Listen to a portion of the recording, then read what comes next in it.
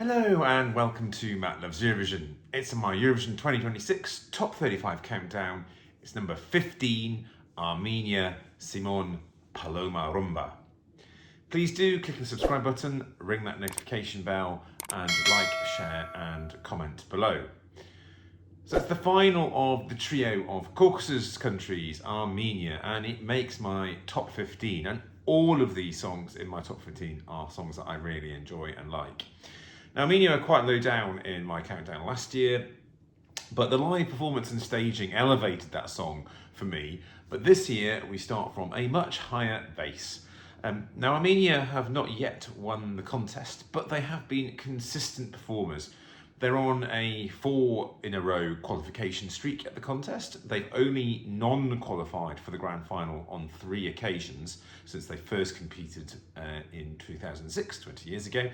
And they had a top 10 result as recently as 2024. So how will Simón fare, and will he maintain this consistent good performance? Simón is the mononymous professional name of Simón Hovhannisyan. He originally studied economics at university, but did not take up a career in that field, instead focusing on performing. First through dancing, and in more recent years that has been singing. And that eventually led to his participation in the Armenian national final last year, where his song won the jury vote, which is both a national and international jury. He placed 4th in the televote, and he was the overall runner-up. This year, he's been internally selected to represent Armenia in Vienna. His song Paloma Rumba, which means dove dance, if you translate it, is up-tempo, loud, brash, has a definite ethnic Armenian feel, and I think seeing the official music video, it has a very easy to understand theme or meaning, and is ideal for an energetic live performance, and of course with dancing. And guess, of course, who used to be a dancer? Simón himself. Now, the theme, by the way, is, and this is in his words, about breaking free from a suffocating routine and chasing your hopes and dreams. Somewhat autobiographical for his career. The music video is set in an office, and as part of the performance, you see him covered in post-it notes. Now, does that ring a bell to how people humorously describe the staging to the Armenian entry in 2022? Well, one of the co-writers of the song is Rosa Kostandian, also known as Rosa Lynn, whose 2022 Eurovision song Snap became a global viral sensation.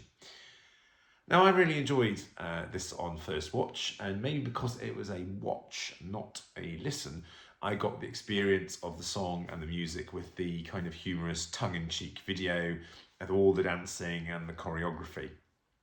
The scoreboard app, on the other hand, seems to have taken a very different view to this song, and it has remained in the lower part of the scoreboard ever since it was released. Way lower, I have to say, than I would have expected for such an up-tempo song, although it is by a male solo artist, which tends to depress them somewhat in the scoreboard app.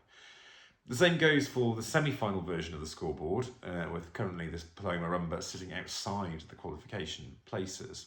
Yet, I'm certain that this is being underestimated in its ability to at least qualify for the final. Now, the reason of this mind is that the Armenian delegation is excellent at putting on a compelling performance, staging, production, camera cuts, all of that. Last year, I think, was a really good case in point. And also this is allied to a performer in Simón, who is clearly energetic, he's engaged, he's good at putting on a show, he can sing well enough live for a jury to put him for him to win a jury. And it's a song that can grab attention. And I think in the semi-final it's got potential to stand out. It's a slower paced, though very high quality semi-final.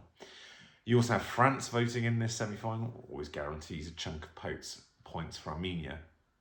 And while this is more of a televote song, I do think you can see some of the juries at least respecting the performance quality.